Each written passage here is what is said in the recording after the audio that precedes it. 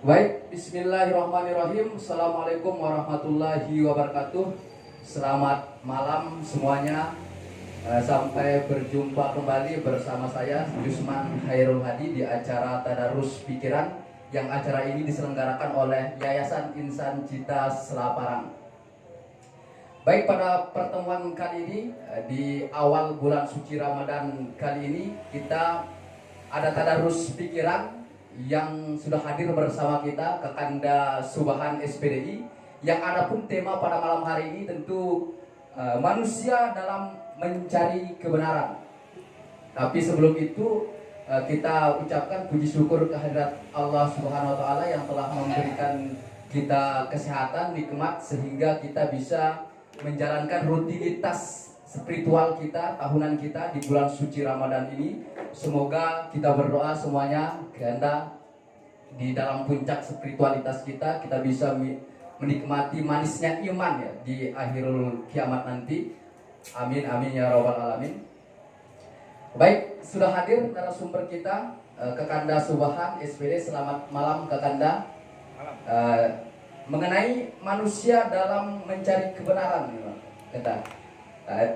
Coba kita mulai dari historis ya, tentang manusia, proses-proses manusia dalam mencari sebuah kebenaran. Mungkin kita langsung saja Kanda, tentang manusia dalam proses mencari kebenaran, apa-apa yang menjadi hambatan, dan kemudian kita akan hubungkan dalam konteks hari ini bagaimana manusia modern dalam mencari kebenarannya. Tapi kita mulai dari historisnya dulu, bagaimana historis awal manusia dalam proses mencari sebuah kebenaran. Oke, saya pikir itu Kanda. Langsung saja mungkin Kanda Subahan kami persilakan. Silakan.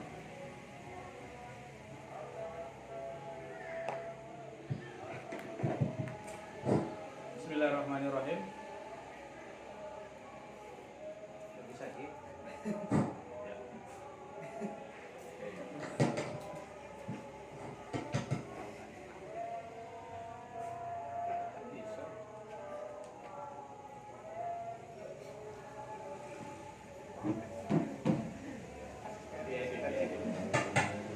Halo, tes satu ya. Bismillahirrahmanirrahim. Assalamualaikum warahmatullahi wabarakatuh. Waalaikumsalam warahmatullahi wabarakatuh. Salatu wassalamu ala asyrofil anbiya'i wal mursalin Sayyidina Muhammad wa ala ali Sayyidina Muhammad. Rabbi shrah li sadri wa yassir li amri wahlul 'uqdatam min lisani yafqahu qawli. Puji syukur kehadiran Allah Subhanahu wa taala, yang mana pada malam hari ini kita diberikan kesempatan iman Islam, dan alhamdulillah kita bertemu dalam keadaan sehat walafiat. Selawat dan salam tercurahkan kepada junjungan kita Nabi besar Muhammad sallallahu alaihi wasallam, yang telah membimbing kita kepada jalan kebenaran. Pertama, saya ingin mengucapkan terima kasih kepada pimpinan YJ, saudara saya Suirman, yang pada malam hari ini mencoba untuk kita berdialog mengenai manusia dalam mencari kebenaran.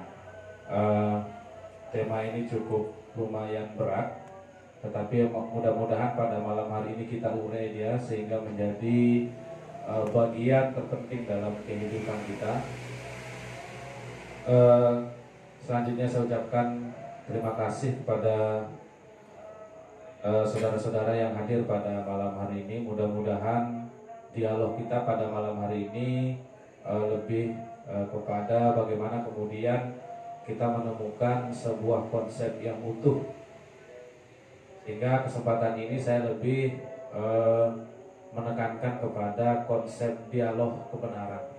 Saya memaknainya dialog kebenaran karena yang kita bicarakan pada kesempatan ini adalah tentang bagaimana manusia dalam mencari kebenaran.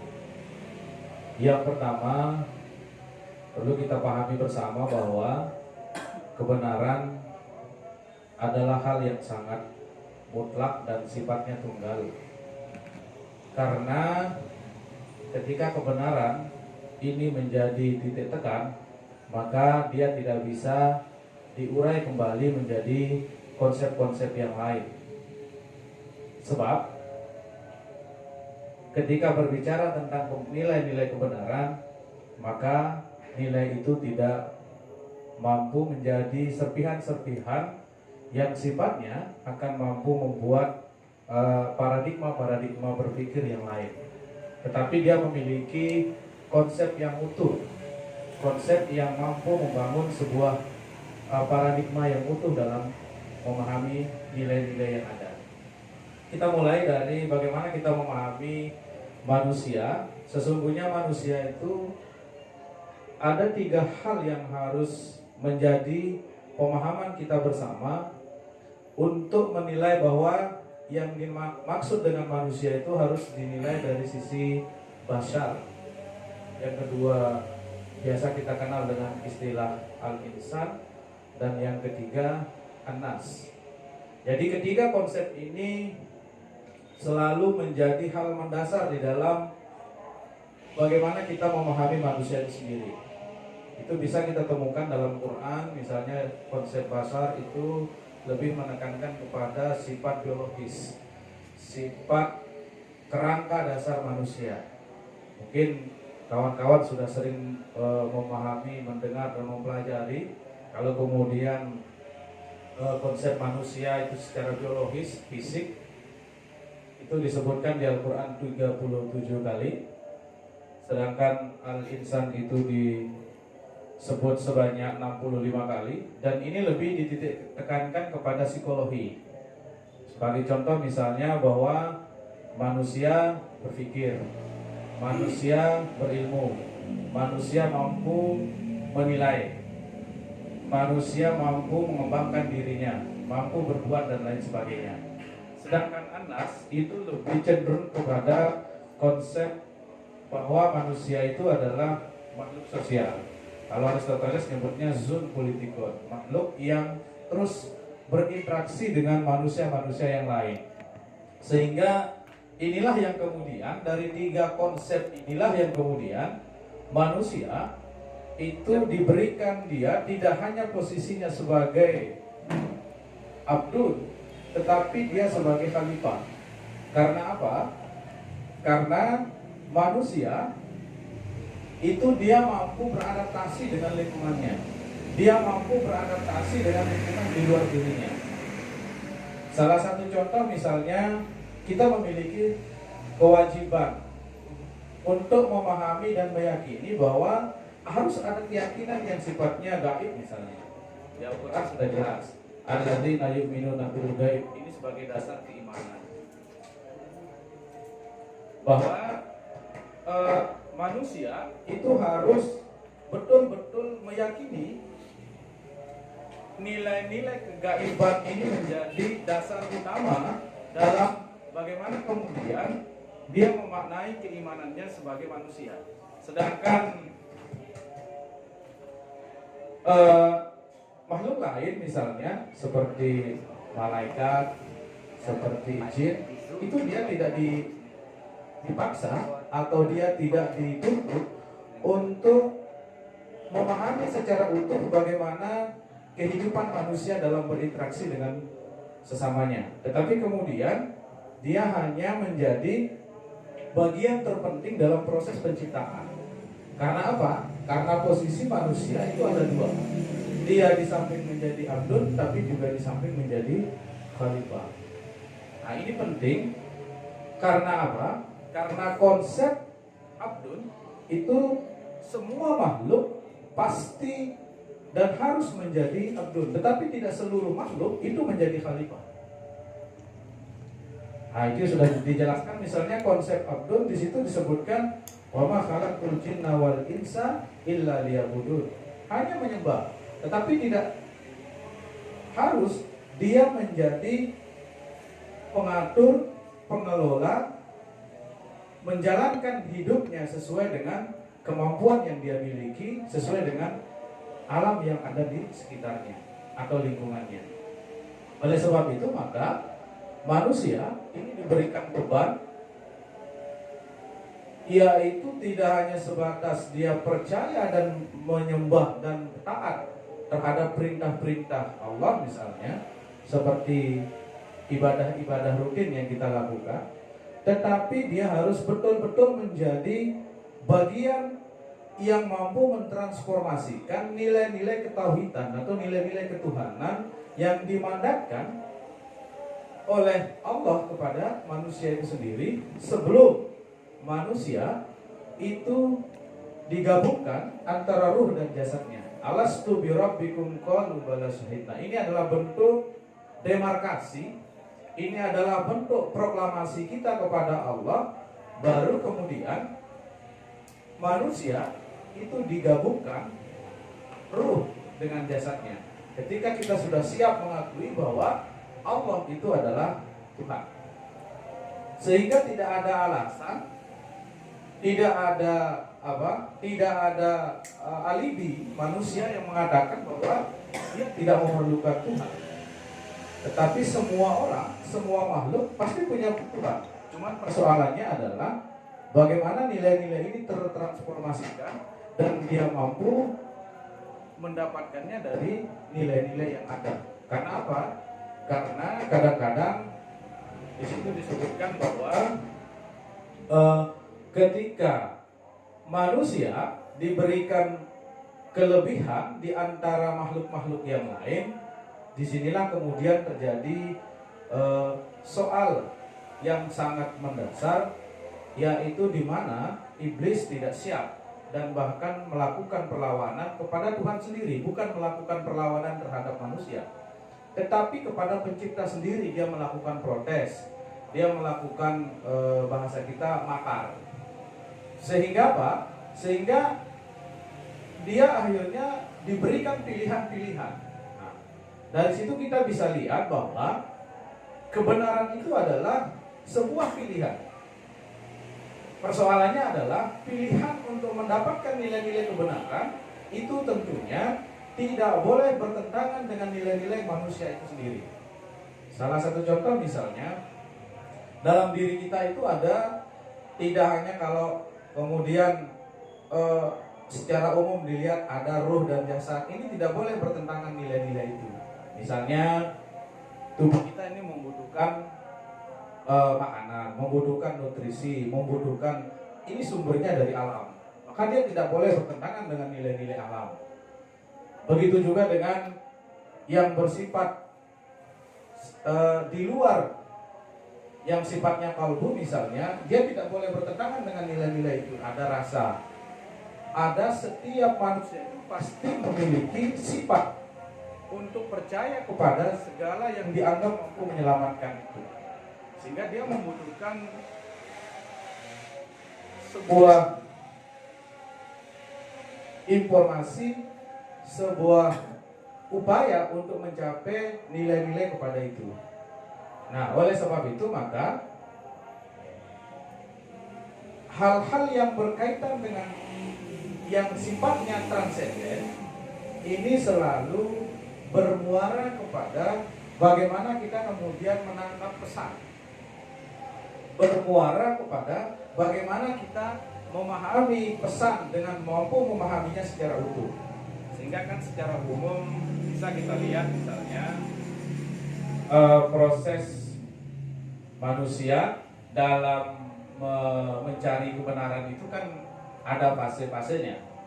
Yang pertama, dia ada fase secara intuitif misalnya. Jadi orang memahami itu segala sesuatu itu secara intuitif, khayali. Jadi ketika dia melihat sesuatu yang tidak pernah dia lihat dan itu sifatnya sangat sangat kuat, sehingga dia dianggap menjadi sebuah kekuatan. Dan selalu ketika itu menjadi sebuah kekuatan, manusia mencoba untuk menjadikannya sebagai upaya untuk menemukan nilai-nilai kebenaran itu. Nah, ini yang biasa terjadi, sehingga konsep-konsep animisme dan dinamisme ini kan masih menjadi hal yang sangat krusial itu dan ada dalam bingkai kehidupan masyarakat. Kalaupun itu sudah mulai terkikis secara utuh, tetapi dengan konsep kemodernan ini kemudian kembali. Ini kembali dengan warna yang berbeda. Dengan modernisasi kita akhirnya banyak terjebak kepada animisme dan dinamisme. Ya banyak kasus lah, seperti kasus Mandalika apa segala macam. Ini kan animisme saja semua. Yang akhirnya itu dipermak, itu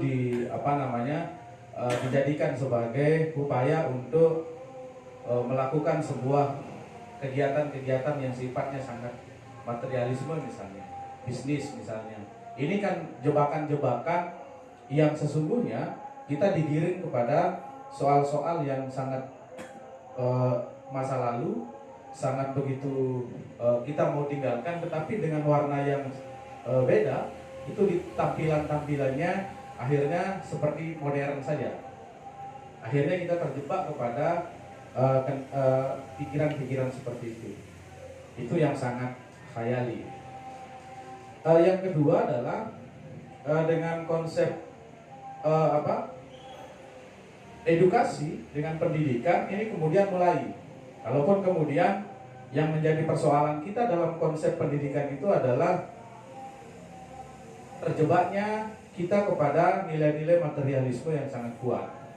Jadi materialisme, hedonisme itu menjadi bagian musuh yang paling kuat di dalam nilai-nilai kebenaran yang ada di dalam ilmu pengetahuan. Karena semakin tinggi sebuah keilmuan, itu akan semakin tinggi tuntutan hidupnya. Dan itu menjadi sunatullah. Tapi kemudian ini akan menjadi sangat tidak elok kemudian dengan keilmuan itu banyak sekali kehidupan kita ini terjebak kepada hal-hal yang sangat hedonis misalnya, dengan tuntutan-tuntutan duniawi. Kalaupun itu hal yang harus kita jalani, tapi kemudian nilai-nilai inilah yang kemudian menjadi pedoman. Nah, disinilah yang kemudian yang membedakan antara keilmuan yang berdimensikan dengan dimensi Islami dengan dimensi di luar Islami.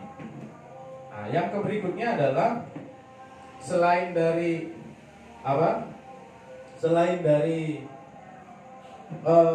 ilmu pengetahuan yang menjadi pemahaman dalam mencari nilai kebenaran, manusia itu yang ketiga selalu hal-hal yang sifatnya sangat mistis, sufistik, yang kemudian ini kalaupun itu kemudian sangat prinsip di dalam hidup kita, apalagi kita di bagaimana kemudian dalam memahami nilai-nilai kebenaran itu, kita kan lebih awal di dalam kehidupan kita itu dalam memahami nilai-nilai kebenaran yang sangat gaib misalnya, itu kan kita lebih awal kecenderungannya memahaminya tidak menggunakan rasionalitas, tetapi kemudian itu menjadi sebuah hal yang terus-menerus kita lakukan, seperti sholat misalnya, puasa dan lain sebagainya. Kita kan tidak pernah dari awal sebelum kita melaksanakan sholat itu pernah kita tanyakan kenapa rukuk, kenapa sujud dan lain sebagainya.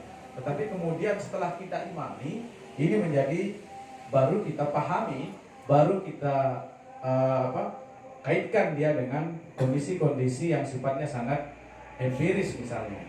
Nah, inilah konsep kehidupan manusia dalam bagaimana mencari nilai-nilai kebenaran itu. Dari tiga cara memahami ini bisa kita pahami bahwa memang dalam sejarahnya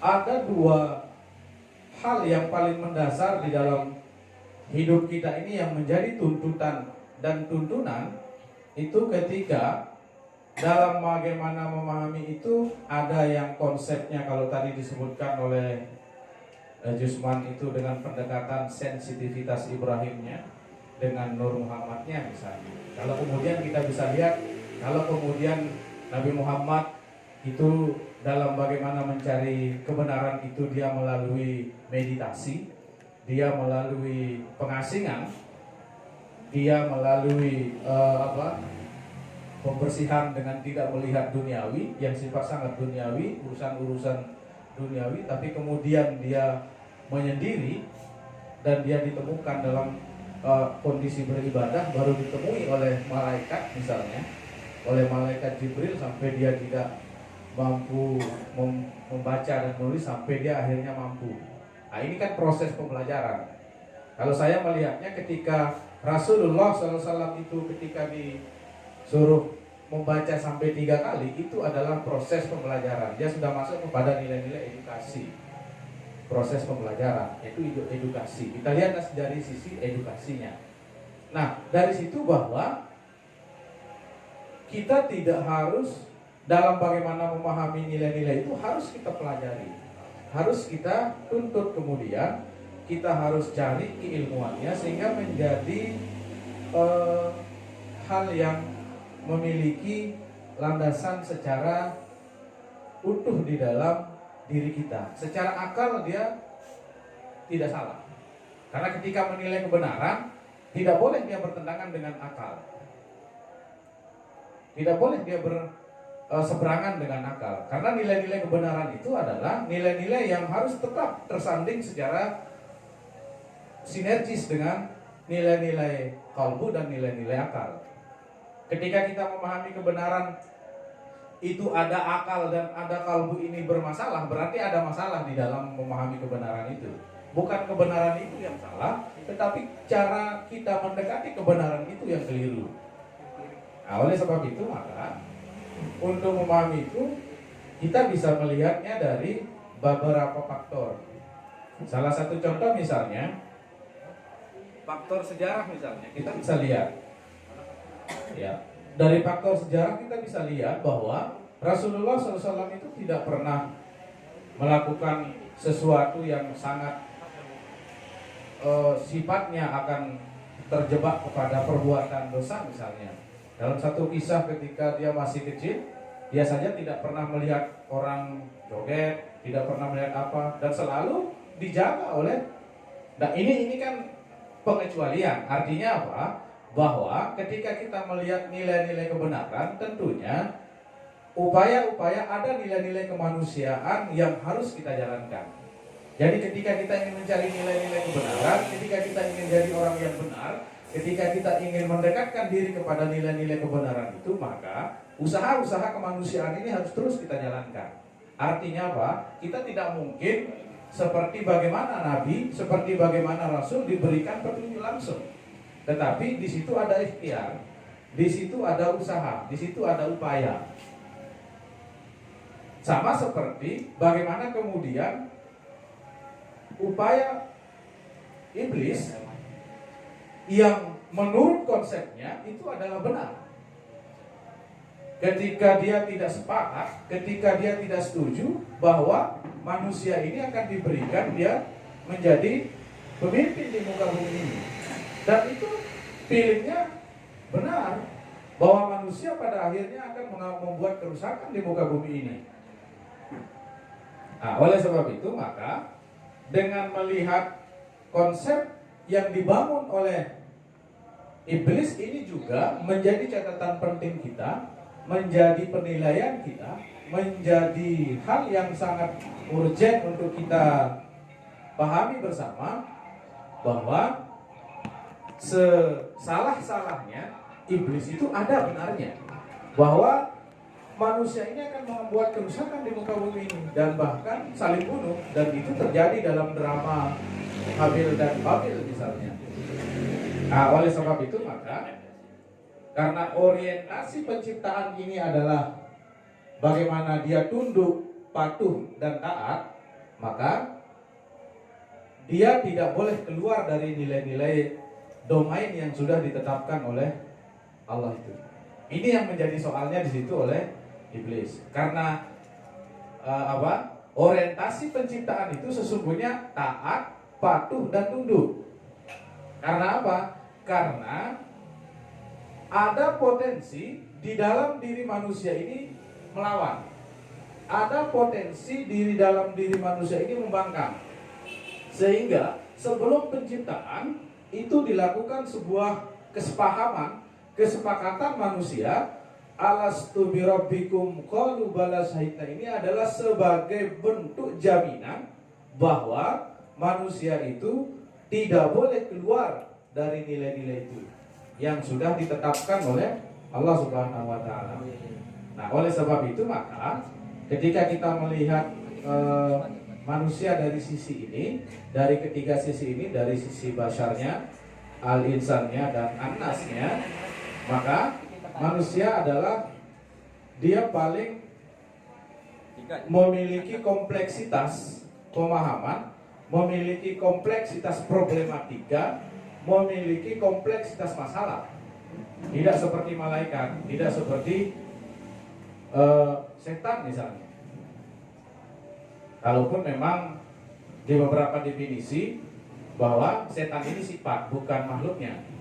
Itu sifat iblis yang selalu kesetanan. Ya. Jadi oleh sebab itu maka konsep-konsep penciptaan dan bagaimana kemudian manusia untuk dalam mencari nilai kebenaran itu, maka dia harus mengaktifkan nilai-nilai yang ada di dalam dirinya dan dia tidak boleh bertentangan dengan konsep-konsep kemanusiaan itu sendiri. Standar-standar kemanusiaan itu kan berbuat baik, standar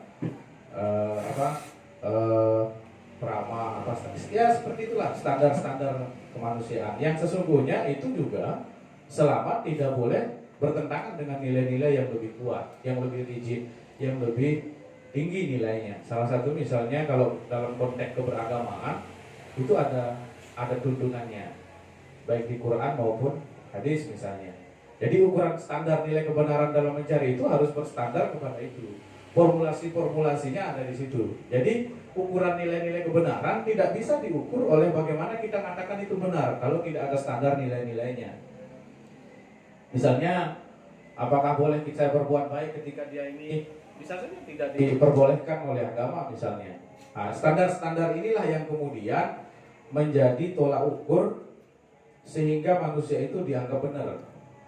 Standar-standar nilai inilah yang dijadikan sebagai titik tekan sehingga dalam kehidupannya ini bisa baik berjalan sesuai dengan konteks nilai-nilai kemanusiaan dan nilai-nilai ketuhanan.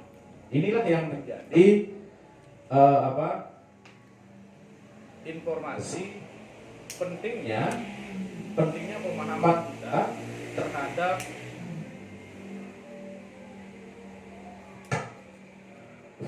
pentingnya pemahaman kita terhadap bagaimana kita memahami nilai-nilai profetik.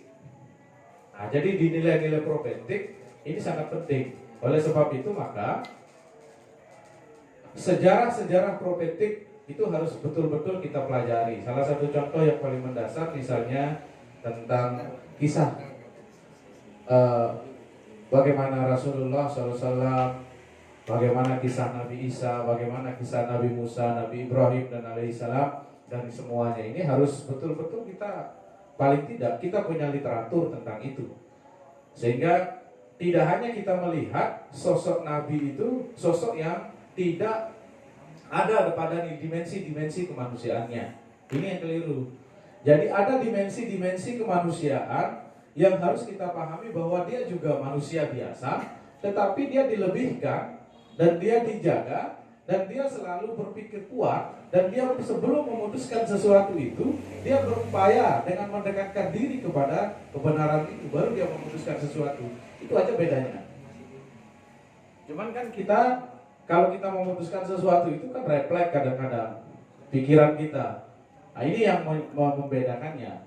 Tapi kalau ini artinya apa? Jangan melihat bagaimana Nabi maupun Rasul dalam membuat sebuah keputusan hukum itu tidak pada dimensi kemanusiaan, tetap pada dimensi kemanusiaan. Tetapi dimensi-dimensi kemanusiaan ini dikomunikasikan pada dimensi ilahiyah. Kalau kita kan beda, dimensi manusia murni manusia sehingga nafsu yang main, sehingga sangat kepentingan pribadi yang main, sangat keputusan subjektif yang menjadi kerangka kita dalam mencapai nilai-nilai itu. Oleh sebab itu maka ada upaya-upaya yang harus kita lakukan. Ya, salah satunya adalah bagaimana kemudian dalam mencari itu maka kita tidak boleh keluar pada dimensi-dimensi profetik. Karena dengan cara inilah yang kemudian untuk menuju kebenaran itu dimensi profetik salah satu cara kita. Dengan apa? Dengan untuk supaya tidak terlalu kita terjebak kepada modernitas yang sesungguhnya modernitas ini adalah sebuah tuntutan, dan pada zamannya Rasulullah paling modern sehingga muncul konsep Madinah paling modern pada zamannya. Seperti itu juga kita pada hari ini, karena setiap umat itu sesuai dengan konteks zamannya. Tinggal bagaimana kemudian nilai-nilai profetik inilah yang kemudian menjadi landasan kita untuk mencapai nilai-nilai kebenaran itu atau nilai-nilai ilahi. Saya rasa itu Pak Yusman. Baik, terima kasih kepada Kekanda Subhan yang telah panjang lebar. Tadi ada 3 hal yang disampaikan, baik dari yang sering disebutkan di dalam Al-Quran. Yang pertama basar, ya Kanda, basar dan ihsan dan anas, ya, bahwa basar dari segi biologisnya, bahwa kita manusia sama, kita sama Nabi pun sama, ya, sama-sama butuh makan, sama-sama butuh minum, sama-sama butuh regenerasi atau berkembang biak kalau bahasanya. Dan juga ini dari yang masuk dalam poin kedua, yaitu ihsan, bagaimana manusia dalam mengembangkan spiritualitasnya. Nah, ini yang kadang-kadang kita beda dalam menjalankan spiritualitas kita itu. Baik, tapi sebelumnya kami informasikan kepada semuanya bahwa acara ini tentu live di akun Yayasan Insight Cita Selaparang di Facebook maupun yang ada di YouTube. Bagi yang ingin bertanya, mohon diketik di kolom komentar pertanyaannya biar bisa nanti diperjelas oleh narasumber. Ada 3 akun, ya, ada akun Facebook, IG, dan juga YouTube. Bagi yang ingin bertanya, untuk diketik saja pertanyaannya di kolom komentar, nanti kita akan bacakan dan Kakanda kita akan siap menjawab tentang hal itu. Baik, mengenai yang ihsan ini, dalam puncak mencari kebenaran manusia itu tentu dijelaskan. Sebelum kita mengalir kepada pertanyaan Aldwin di sini, tentu dalam spiritualitas, dalam mencari kebenaran manusia itu ada 3 pendekatannya yang saya dengar tadi, bahwa ada sensitivitas Ibrahim memakai kausalitas, ya, sebab akibat, bahwa Nabi Ibrahim ketika melihat matahari itulah Tuhanku, tapi ketika malam matahari tenggelam bahwa dia melihat bulan bahwa itulah Tuhanku. Begitu selanjutnya ada hubungan kausalitas sebab akibat melalui Ibrahim dalam mencari kebenaran, dan begitu juga Nabi Muhammad yang melalui wahyu, ya. Sekarang yang menjadi pertanyaan mendasar ini kepada Kakanda, bahwa titik temu dalam proses pencarian kebenaran antara sensitivitas Ibrahim dan Nabi Muhammad itu, titik temunya di mana itu, Kakanda? Bisa mungkin dijelaskan, Kakanda? Di pondok.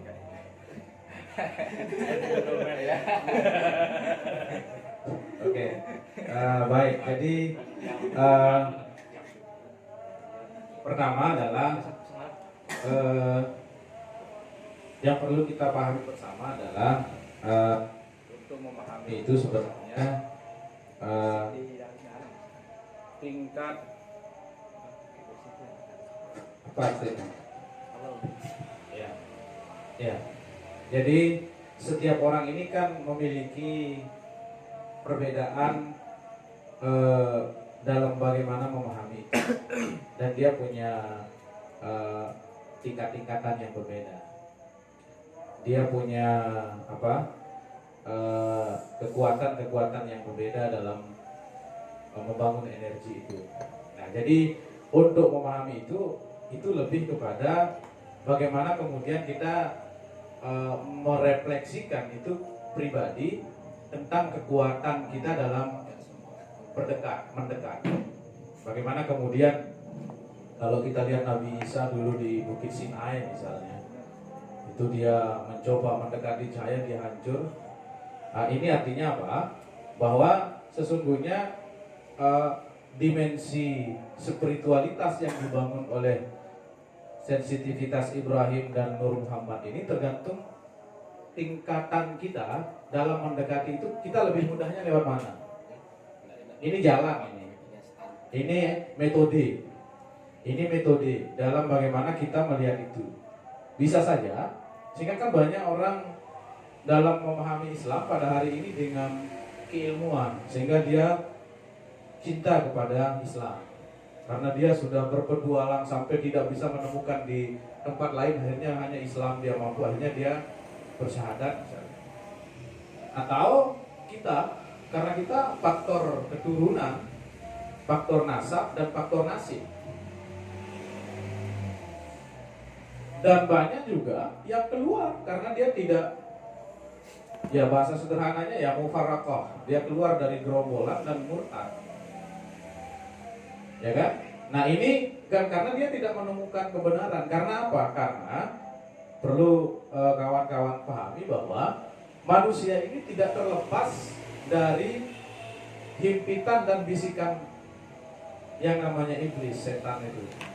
Dia tetap dijaga oleh iblis ini karena dia tidak reda. Jangankan kepada kita, kepada Nabi saja dia tidak reda untuk bagaimana kemudian dia menyampaikan nilai-nilai ketauhidan kepada manusia, apalagi kepada potong-potongan kita. Karena dia sudah bersumpah. Ya kan? Dia sudah bersumpah. Jadi dia sudah bersumpah bahwa akan menyesatkan, dan dia akan menyesatkan keturunan Adam. Bahkan Qabil sudah disesatkan. Sampai inilah yang menjadi cikal bakal orang itu bisa membunuh. Pembunuhan pertama itu kan Qabil, dan Qabil setiap orang membunuh itu dalam beberapa hadis dijelaskan bahwa ketika ada orang yang membunuh, Qabil ikut dosanya. Dia dapat ciprat karena Qabil yang pertama yang mendemonstrasikan cara membunuh.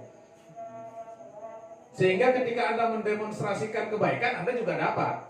Anda ngajar anak ngaji sampai dia bisa jadi qori'ah misalnya, selama dia berbuat baik itu juga mengalir pahala Anda.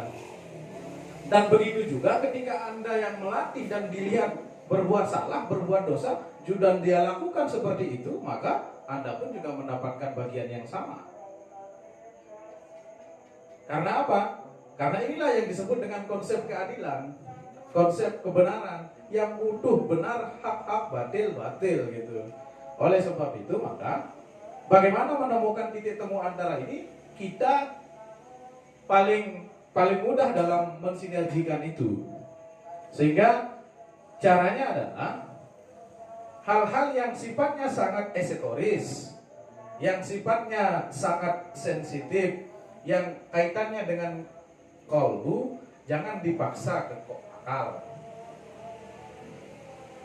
Jangan dipaksa ke akal, karena ada nilai-nilai keimanan yang tidak perlu diolah oleh akal, karena akal nggak mampu ngolahnya. Salah satu contoh sebagai orang beriman, salah satunya adalah percaya kepada yang gaib. Potongan malaikat kita nggak pernah tahu, sudah imani saja karena memang ini sudah tidak bisa diolah oleh akal.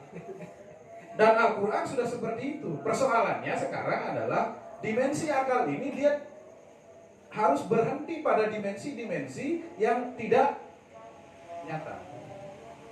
Dia harus berhenti di situ, karena disitulah akhir dari akal ini dalam memahami kebenaran. Karena akal ini hanya mampu melihat objek yang sifatnya kelihatan. Nah, jadi hal-hal yang tidak kelihatan, hal kecil misalnya, bagaimana cara mengapresiasikan cintanya Ricky kepada seorang perempuan, otomatis beda dengan cara mengapresiasikan kasih sayangnya Ahwal kepada seorang perempuan. Tapi tetap sama-sama mencintai. Tapi kan polanya berbeda. Ini yang disebut dengan yang sifatnya sangat gaib. Dan kita tidak tahu di dalam hatinya. Bisa saja karena dia didesak, atau mungkin karena saja dia diancam.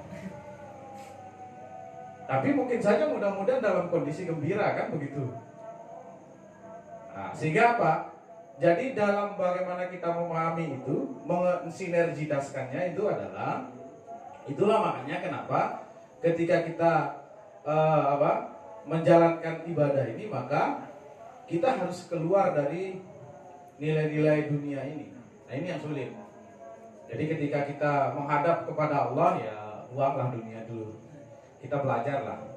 Saya juga sedang belajar dan itu harus kita ikhtiarkan supaya nanti kita tidak terjebak ketika kita urusan dunia, kita masih saja mikirin mati. Ini kan nggak boleh.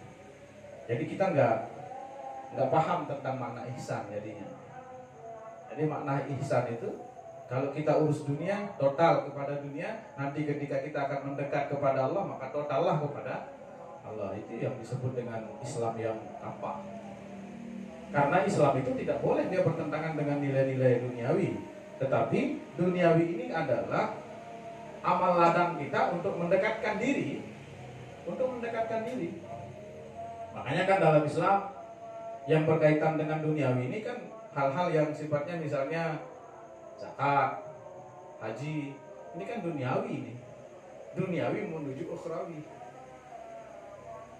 Dan yang paling sering kita lakukan misalnya, maka ada kewajiban bagi orang-orang yang kaya terhadap orang-orang yang tidak mampu, yang 8 asnaf ini. Ini kan termasuk urusan duniawi yang poinnya di ukhrawi. Oleh sebab itu maka untuk mendekati antara sensitivitas Ibrahim dengan Nur Muhammad itu tergantung dari kekuatan energi yang kita mau bangun kepada Allah Subhanahu wa taala. Semakin keras energi kita ya semakin kuat itu. Saya rasa itu, terima kasih. Baik, kita beralih ke pertanyaan beberapa penonton ini, Bang, terkait kepercayaan atau kebenaran ini, bahwa tapi yang melatar belakangi kan semua manusia itu sebenarnya butuh kepercayaan ya. Karena manusia ini butuh, ingin selamat, pada dasarnya manusia itu butuh selamat yang akan menopang hidupnya. Perlu didasari oleh kepercayaan yang benar.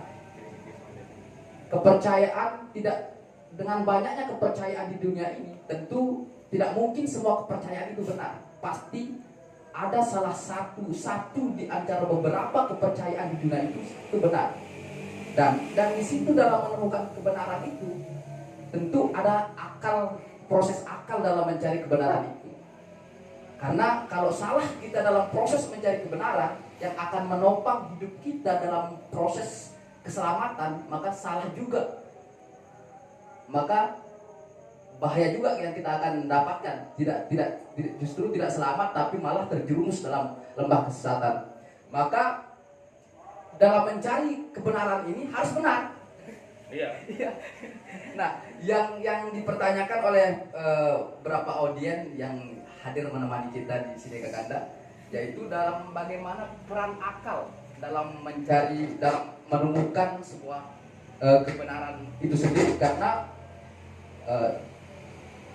peran akal ini kan sangat penting, mungkin nanti ada, dan bagaimana batasan-batasan akal ini dalam proses mencari kebenaran. Karena kalau tidak ada, tadi seperti Kakanda bilang, ada standarisasi. Ketika tidak ada batas, maka bisa jadi akal itu menjadi kebablasan untuk mencari sebuah kebenaran. Mungkin itu karena peran akal dan sejauh mana batasan akal itu dalam proses mencari kebenaran. Nah, mungkin ada standarisasinya akal dalam mencari kebenaran itu, mungkin langsung saja dijawab. Ya, di situ dijelaskan dalam Al-Quran, Bismillahirrahmanirrahim, tafakkaru fi khalqillah wa la tafakkaru fi zatillah. Jadi standarnya di situ. Jadi manusia itu, karena akal ini tadi sudah saya jelaskan bahwa yang mampu dipahami oleh akal ini objek. Selalu objek ini nampak. Yang diciptakan berarti tafakkaru fi khalqillah, sampai di situ kemampuannya. Dan dia tidak mampu di luar itu. Wala tafakkaru fi zatillah. Dan itu cukup ranah iman yang membahasnya. Ranah-ranah keyakinan inilah yang kemudian masuk kepada ranah-ranah yang sifatnya sangat gaib. Dan itu dikomunikasikan. Bagaimana kita membangun pemerintahan yang baik, good government, clean government. Itu membutuhkan akal, dan ketika kita bicara akal, maka kita akan berbicara tentang ilmu pengetahuan, profesionalitas. Iqra bismi rabbikal ladzi khalaq. Iqra, kata bicara. Apa yang dibaca? Ayat-ayat kauniyah. Apa ayat-ayat kauniyah? Ayat-ayat yang sudah nampak dan jelas. Ini yang disebut dengan ayat kauniyah. Ayat-ayat yang sudah tersurat, yang sudah jelas. Sedangkan kalbu yang tersirat, yang hanya secara pribadi yang mampu memahaminya, dan itu sangat subjektif, tergantung dari kekuatan iman yang dia miliki per orang-orang. Antara ulama yang satu dengan ulama yang lain kan beda dalam bagaimana menafsirkan hal-hal seperti itu.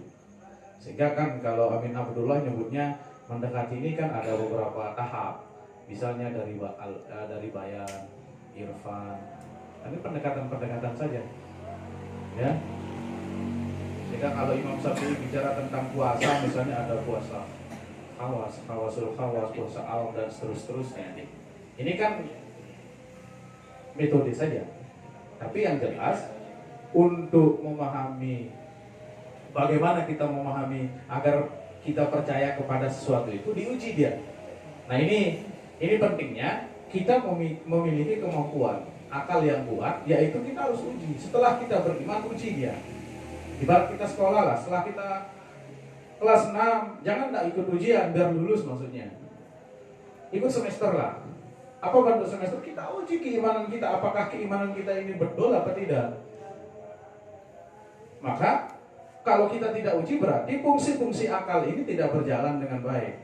Misal, ketika kita mengatakan bahwa Allah itu Tuhan saya, apa buktinya dia Tuhan? Kita uji. Kita uji baik secara sains maupun non sains. Kita uji. Ya kan? Bisa kita uji dari berbagai macam bidang ilmu, baik filsafat, baik ilmu kalam, dan lain sebagainya. Banyak ilmu, baik dari ilmu hadis, ilmu fikih, ilmu tasawuf. Banyak metode kita dalam bagaimana menguji kebenaran. Kalau kita percaya dan kita sepakat bahwa Allah itu kebenaran, maka kita uji. Apakah boleh? Boleh. Supaya kita paham betul tentang apa yang kita imani, tentang apa yang kita yakini. Sehingga jangan sampai kita dalam memahami nilai-nilai kebenaran itu tidak memiliki landasan yang kuat. Ketika kita hanya cerita misalnya, sehingga dia tidak sangat subjektif. Salah satu contoh misalnya, kita hanya tahu ini kan belum tentu benar. Itu tahu. Sehingga dia hanya sebatas cerita. Itu hanya sebatas tidak ada pengujian. Sehingga ketika dia diuji secara sains misalnya, orang ini bisa jadi profesor, bisa dia jadi ilmuwan dan lain sebagainya.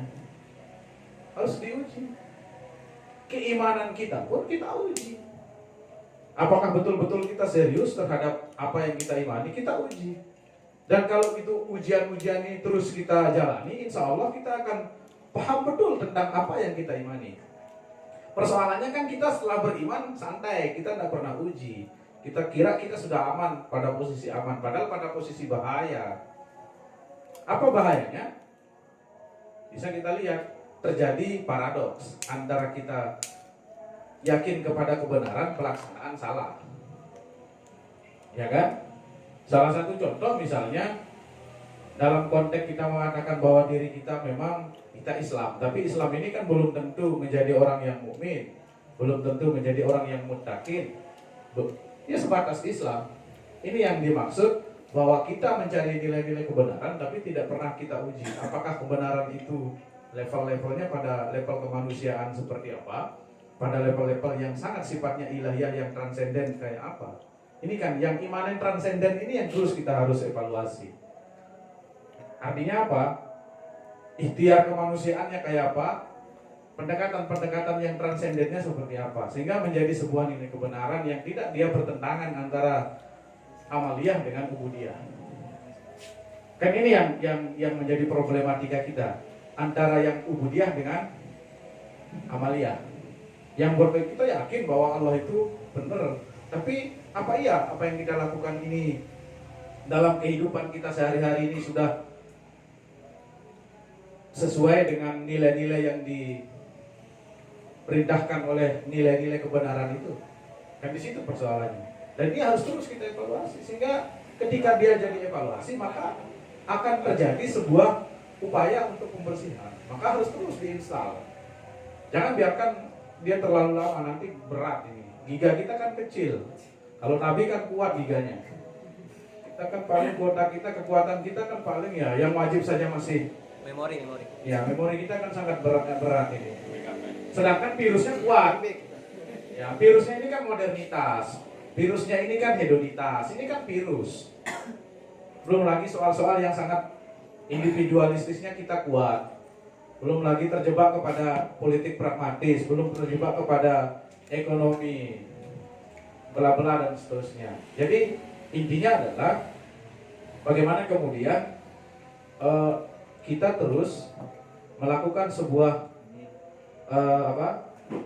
upaya dengan terus melakukan koreksi-koreksi dan terus berbahasa sederhananya ya kontemplasi lah secara pribadi, apakah dalam sehari ini apa yang bisa kita lihat, apakah makanya kan secara rasionalitas itu bisa kita ukur apakah dalam kehidupan kita ini dalam 24 jam ini mana yang lebih banyak ibadahnya ataukah maksiatnya ataukah nol. Makanya kan di situ dia nol ini kan tidak bergerak antara maksiat dan berbaik buat baik itu nggak ada. Berarti kita berbuat maksiat tidak, berbuat baik juga enggak. Ini nol. Nah ini kan yang paling aman lah dianggap. Padahal nggak aman. Karena apa? Karena yang dihitung ini kan poin. Kan ini posisi tidak aman, jangan-jangan nggak lolos nanti kan. Nah, di kualifikasinya kan. Nah oleh sebab itu maka sekali lagi bahwa hal yang paling mendasar yang harus dibangun dalam kehidupan kita untuk mensinergitaskan apa yang kita imani, ini betul-betul harus dikomunikasikan secara efektif antara konsep amaliyah dan konsep ubudiyahnya. Sehingga ini tidak terlalu jauh lah antara mana yang ubudiyah, perintah ubudiyah, kan ya inna sholata tanha anil fahsya'i wal munkar, ya kan? Jadi orang sholat ini tidak boleh berbuat mungkar sebenarnya, keji, tidak boleh dia mengumpat, tidak boleh dia bergibah dan apa segala macam, tidak boleh dia korupsi, tidak boleh apa segala macam. Ini yang diharapkan oleh pelaku sholat. Kan outputnya tanha anil fahsya'i wal munkar, sehingga muncul nilai-nilai kebenaran, maka muncul nilai-nilai keadilan, maka muncul nilai-nilai keamanan. Keadilan ekonomi ketika dia menjadi seorang pengusaha, karena dengan sholat dia mampu merubah ekonomi ini menjadi lebih adil karena dia memiliki kekuasaan untuk melakukan itu. Kan itu fungsinya. Ketika dia berkuasa dengan tangannya, dengan pikirannya, dengan kata-katanya, maka rubahlah. Makanya kita di HMI harus merebut ruang-ruang itu. Sehingga apa? Sehingga terbentuklah baldatun taibun warabun ghafur minimal. Walaupun baldatun taibun warabun HMI tidak ada masalah. Ya daripada tidak kita berbuat sama sekali, paling tidak ketika kader-kader HMI ini baldatun taibun warabun ghafur, dia memiliki pemikiran-pemikiran yang bagus, dia memiliki pikiran-pikiran yang bersih, minimal dia menjaga diri. Sehingga dia tidak menjadi perusak di bangsa ini, kan begitu. Kalau ini sudah kita bisa lakukan, saya yakin ruang-ruang ini akan menjadi lebih dinamis, ruang-ruang ini lebih hangat, ruang-ruang ini akan lebih cair dalam bagaimana kita membangun sebuah konsep peradaban yang lebih maju. Minimal kita maju di paling kecil di lingkungan kita yang ada di himpunan. Kalau ini kita bangun, saya yakin ini akan menjadi hal yang paling penting dalam peradaban sejarah kita dalam hidup ini. Dan ini tujuan kita melakukan himpunan itu adalah bagaimana kita sesama himpunan yang memiliki pikiran-pikiran maju, yang memiliki keinginan-keinginan yang maju, untuk terus melakukan konsolidasi, soliditas, minimal dalam pikiran kita solid dan sepaham, sepaket dalam nilai-nilai kebenaran.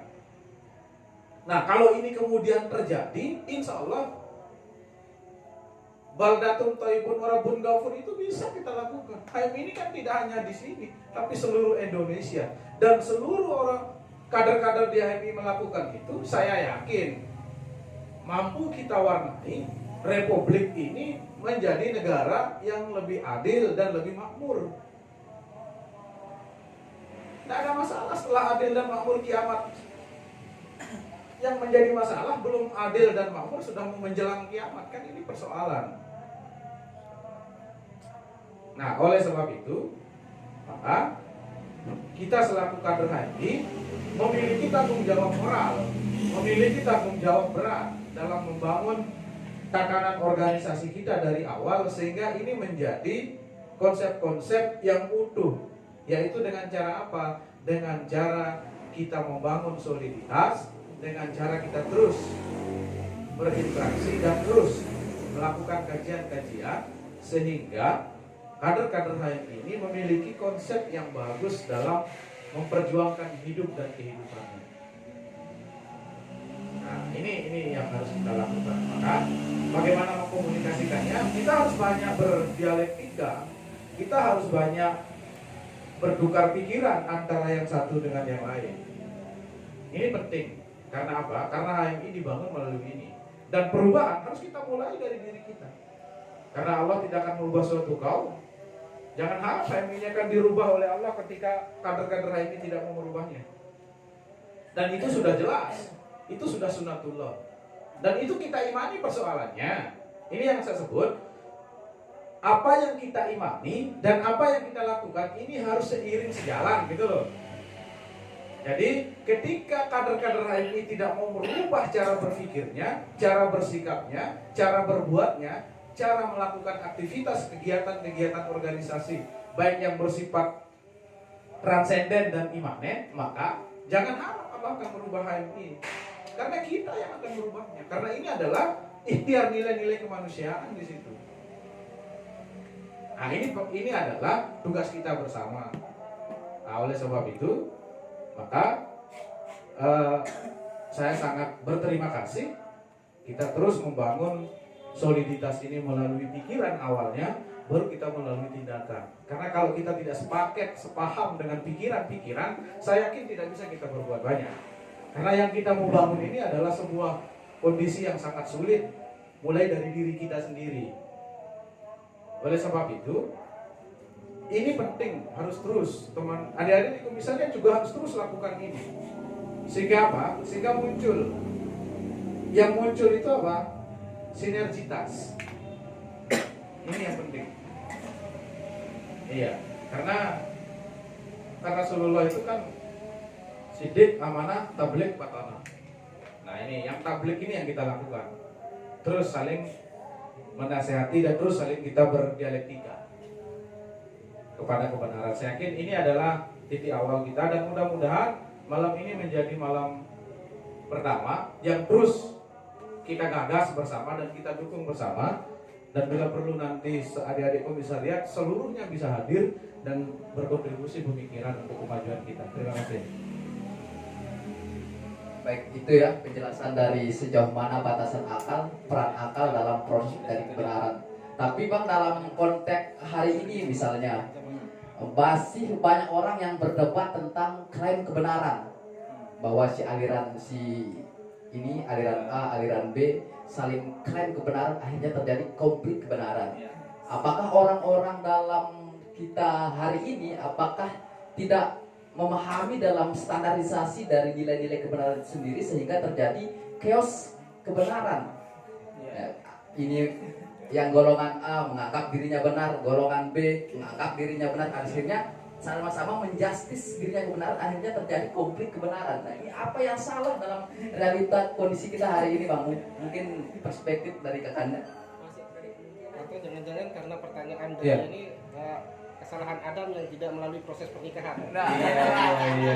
apakah kesalahan Adam yang tidak melalui proses pernikahan? Seperti pertanyaan di Ya, dari Fauzan. Baik. Jadi di surat Al-Kafirun itu sebenarnya itu mengarah kepada di luar Islam. Lebih mengarah kepada luar Islam. Lakum dinukum waliyadin, bukan kepada sesama agama. Kalau konteksnya tadi misalnya itu adalah sesama agama, berarti literaturnya kurang. Jadi dia kurang literatur, kurang baca, narasinya sangat kurang, dan dia menganggap dia sudah hebat ketika hanya membaca apa yang ada di kelompoknya saja. Berarti dia kurang refreshing dalam kurang gaul. kurang refreshing dia dalam berinteraksi. Maka perlu kita undang orang-orang seperti itu supaya dia paham. Karena apa?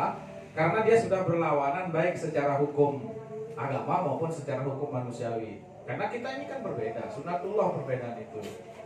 Bahkan perbedaan itu hampir 73 golongan, hanya satu yang selamat, yang sama-sama kepada kebenaran. Kalau sama-sama kita Allah kita satu, sudahlah, cara mendekatinya saja yang berbeda. Kan ini kan banyak ulama, dan ini tidak perlu kita pertentangkan dan perdebatkan. Yang perlu kita pertentangkan dan perdebatkan adalah bagaimana kita yang memiliki pemahaman keagamaan ini, mari yuk sama-sama kita bantu kawan-kawan kita yang masih belum mau hijrah kepada kebenaran ini loh, yang masih suka mabuk, yang suka berjudi apa, inilah yang kita urus, bukan urus yang sudah beriman lah. Kok masalah apa? Masalah terawih 24, masalah ini kan kurang literatur. Nggak usah saling, yang penting dia terawih lah, sudahlah. Kan ini mending daripada yang tidak terawih. Coba urus yang tidak. Hal ini kan karena dia kurang refreshing. Kurang refreshing. Ada yang hadir di sini banyak yang tidak terawih. Nanti refreshing. Jadi harus refreshing. Makanya sebenarnya kan itu kan sudah dari dulu, karena sama seperti apa misalnya kayak hal-hal yang sangat tidak prinsip lah, bagaimana ketika cara Rasulullah ruku. Ini kan ada perawi hadis itu karena dia sudah tua, Rasulullah caranya pasti dia berbeda kayak begini, mana yang sunnah, mana yang tidak sunnah. Sunnah semua itu. Coba dilihat itu hadisnya, siapa yang merawikan hadis itu? Yang merawikan hadis itu dia pakai begini, ini kan Abu Hurairah, karena Abu Hurairah kan sejak sudah tua, dia Rasulullah sudah tua, dia pun sudah tua masuk Islam. Jadi wajar kalau Rasulullah sampai mengepalkan tangannya karena dia nggak kuat untuk berdiri menggunakan ini. Ketika dia lebih muda dia pakai ini Rasulullah. Coba dilihat di Ibnu Abbas, beda di hadisnya lagi.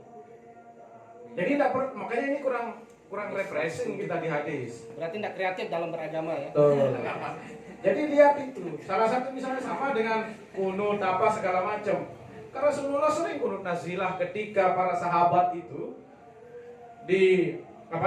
pernah dianggap bahwa ada suatu negara itu mau masuk Islam tapi dibunuh sahabat itu sampai 70 orang. Itu Rasulullah 1 bulan itu kunut subuh. Ini yang diambil oleh Imam Syafi'i, kunut nazilah, dan kita pakai kunut subuh supaya apa? Supaya kita ini mendoakan diri kita supaya kita terhindar dari mara bahaya. Mau pakai mau tidak ada masalah, yang penting sama-sama Allah Tuhannya. Yang penting sholat lah. Sholat lah. Nah ini jadi dia kurang refreshing lah. Jadi itu. Nah tetapi ini kemudian akan menjadi itu satu sebenarnya soal ekonomi sebenarnya. Dan ini sudah didesain oleh orang Yahudi dan Nasrani. Oleh sebab itu, maka hal-hal yang sifatnya sangat seperti ini, maka kita harus lakukan sebuah upaya melalui kalau ahli syariati kan lihat tingkat masyarakat itu kan ada 3 tingkatannya kan. Ada masyarakat awam, ada cendekiawan, dan ada ulama. Nah kita kan di cendekiawan. Jadi cendekiawan ini kan lebih bagus pikirannya dan dia punya referensi dan punya dalil dalam melaksanakan upaya-upaya kegiatan ibadah, kegiatan-kegiatan kemanusiaan dan lain sebagainya. Kita punya dalil.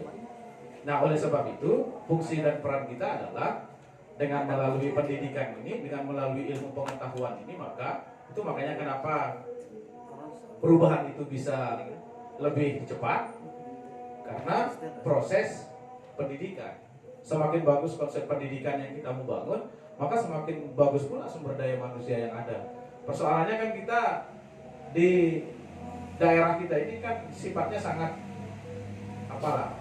masih tidak dia berani membuka akses. Ya salah satu contoh misalnya saudara-saudara kita kan tidak pernah dia mencoba untuk bagaimana kita berdialektika, berdialog tentang nilai-nilai kebenaran. Ya kan? Paling yang ada mungkin pemuda-pemuda ilmu yang suka berdialog. Yang sebelah ini yang suka mengkafir, membidahkan ini kan jarang sekali dia mau. Bahkan dianggap sia-sia, padahal dia suka melakukan intimidasi dengan konsep-konsep dalil, walaupun dalil yang dia pakai hadis ini kan hadis-hadis tidak kuat misalnya.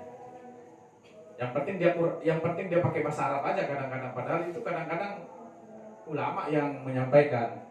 Tapi dengan bahasa Arab dia bisa membuat kita menjadi agak sedikit kelabakan. Kita anggap itu sahih gitu.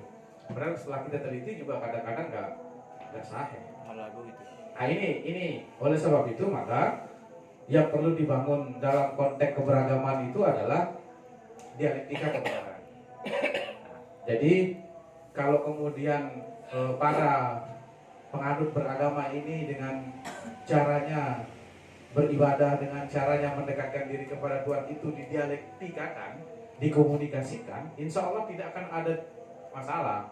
Yang menjadi masalah itu ketika dia tidak mengkomunikasikannya secara fair. Artinya ada orang yang memang pada hal-hal tertentu dia tidak pakai. Sama misalnya kayak di India dan apa segala macam, karena dia mazhabnya Maliki, Allahu Akbar ya berdiri saja begini. Kalau di sini kan asing kita lihatnya. Nah ini kan banyak pilihan, dan pilihan-pilihan ini sah dan dia juga sudah diakui ke ulamanya. Jadi kita tidak hanya melihat inilah refreshing keilmuan itu perlu, sehingga jangan sampai terkesan apa yang kita pakai, apa yang kita gunakan itu hanya itu panduannya, enggak. Sehingga kita bisa apa? Kita bisa melihat, oh ternyata khazanah Islam itu sangat begitu banyak. Islam itu sangat luas. Islam itu tidak tidak kaku. Tapi Islam itu sangat elastis dan sangat memungkinkan dimanapun kondisinya, karena Islam ini sesuai dengan zaman apa saja. Karena dia sudah sampai hari kiamat Islam itu. Oleh sebab itu maka perlu kita lakukan itu ya. Nah, oleh sebab itu maka dia sebanyak refreshing dalam berdialektika nilai-nilai kebenaran. Poinnya banyak refreshing ya, biar tidak sibuk saling menyesatkan bahwa kan Islam turun itu adalah rahmatan lil alamin, rahmat buat semesta alam dan beserta isinya. Kira-kira begitu. Kita berada pada akhir diskusi Bang. Mungkin closing statementnya untuk pemuda-pemuda atau kita-kita yang sedang menjalankan ritualitas tahunan kita bulan suci Ramadan ini. Apa pesan-pesannya? Puasa ini kan bisa dikatakan juga menjalankan proses-proses kebenarannya untuk mencapai keselamatannya. Nah, kira-kira apa pesannya ini buat kita yang hadir di sini maupun teman-teman yang secara online menyaksikan kita ini Bang, terkait ritual kita yang kita sedang jalankan pada bulan Ramadan ini? Oke, baik. Jadi puasa ini adalah ibadah wajib bagi kita semua, dan ini adalah salah satu cara kita untuk lebih mendekatkan diri kepada Allah dengan penuh sabar dan penuh, karena cobaannya sangat kuat. Karena kan puasa ini ada yang tidak hanya bersifat menahan haus dan lapar, tetapi dia juga harus menahan hawa nafsu, baik hawa nafsu pandangan dan seterusnya. Nah, oleh sebab itu maka lewat momen ini kita merefleksikan diri kita bahwa kita harus belajar untuk, karena apa? Karena dengan puasa kita dilatih untuk bersyukur dan bersabar. Maka jadikanlah Dalam Al-Quran disebutkan jadikanlah sholatmu dan sabar sebagai penolongmu. Mudah-mudahan ibadah puasa kita ini menjadi penolong kita nanti pada hari kiamat. Dan ini kita berdoa semoga puasa pada hari ini kita lebih baik dengan puasa-puasa yang telah lewat, sehingga kita ada perubahan tingkat keimanan, ada pergeseran. Nah, ini berarti ikhtiar kita sudah mulai bagus. Nah, sekali lagi saya sampaikan bahwa dengan puasa mudah-mudahan kita secara manusiawi bahwa seperti itulah, bahasa kasarnya seperti itulah orang lapar gitu, supaya kita tahu lah bahwa seperti itulah masyarakat atau manusia atau orang-orang yang kekurangan harta dan segala sesuatu yang sangat duniawi itu sangat kurang. Nah, dan bagaimana kita memahaminya itu, maka melalui puasa agar menjadi refleksi ilahiyah. Karena dengan itu kita mampu memahami secara utuh bahwa nilai-nilai itu juga harus menjadi bagian dari kita. Dan mudah-mudahan dengan puasa yang kita lapar ini, mudah-mudahan kita menjadi orang-orang yang sehat nanti pada hari kiamat. Dan itu tuntutan, dan itu harus menjadi pilihan kita, dan itu harus kita terus ingatkan. Kita lapar di dunia ini tidak ada masalah, tapi nanti pada hari kiamat kita tidak kelaparan. Dan mudah-mudahan dengan amal ibadah puasa kita ini, Allah Subhanahu wa Ta'ala memberikan kita banyak nikmat. Dan di Al-Quran sudah jelas disebutkan nikmat mana yang kamu dustakan. Babi ayyi ala'i rabbika wa tukadziban. Kita nikmat kesehatan, nikmat apa? Sama banyak. Coba kalau kita bayar kan mahal ini. Anda ke situ aja WC 500.000 itu kan sudah berat, itu parkir 2.000 itu sudah berat. Nah, oleh sebab itu maka dengan ini kita mencoba, dan amal ibadah puasa ini langsung Allah yang catat. Itu sudah ada janjinya. Yang lain-lain ini masih lah. Sholat, puasa ini langsung Allah. Kalau haji, sedekah, zakat itu masih lah. Anu kemenak itu. Kemenak lah. Ada basdanya. Ya. Oke, jadi mudah-mudahan puasa kita pada saat ini menjadi puasa yang istimewa. Dan ini kita berdoa semoga Allah Subhanahu wa Ta'ala memberikan kita kesehatan, baik kesehatan jiwa dan kesehatan keimanan. Mungkin itu ya yang saya sampaikan. Terima kasih. Billahi taufiq wal hidayah. Wassalamualaikum warahmatullahi wabarakatuh. Waalaikumsalam warahmatullahi wabarakatuh. Itulah diskusi kita ya, tadarus pikiran ya. Ini rutin dilakukan di Yayasan Insan Cinta Selaparang setiap selesai tarawih ya. Dan besok malam lagi kita akan hadir tadarus pikiran ini dengan tema hakikat kemerdekaan manusia yang disampaikan oleh Muaddifi Asfiya STHI ya, Sarjana Teologi Islam ya. Dan jangan lupa juga buat penonton yang tidak bisa hadir dalam ruang-ruang diskusi kita ini, bisa hadir dalam diskusi ruang-ruang online ya, di melalui gadget HP, akun Facebook, YouTube maupun Instagram di HP masing-masing. Baik, itu diskusi kita tentang manusia dalam mencari kebenaran. Ketika kita sudah menemukan kebenaran, bahwa manusia yang utuh itu dalam penyampaiannya tadi adalah manusia yang mampu mengembangkan basarnya atau mengembangkan biologisnya secara kemanusiaannya. Yang kedua adalah mampu mengembangkan dari segi ihsannya, dari segi spiritualitasnya, dan spiritualitasnya itu harus termanifestasi tentang yang disebut dalam Al-Quran itu anas, bagaimana ibadah-ibadah sosialnya harus jalan sebagai bentuk perwujudan dari ihsan, dari pengembangan spiritualitasnya itu. Mungkin itu Bang diskusi kita. Jangan lupa besok malam akan hadir bersama kita Muaddifi Asfiya. Dengan ini kami ucapkan sekian. Wassalamualaikum warahmatullahi wabarakatuh.